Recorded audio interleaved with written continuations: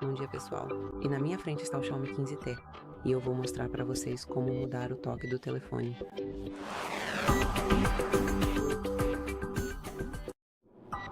Então, se você quiser atualizar o toque do seu telefone, basta abrir as configurações.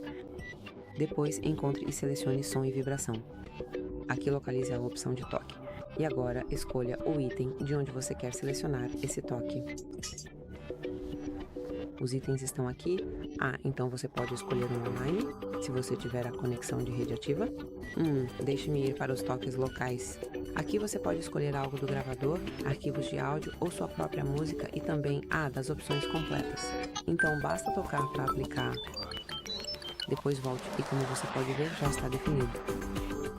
Aqui veja o nome, o novo. Obrigado por assistir.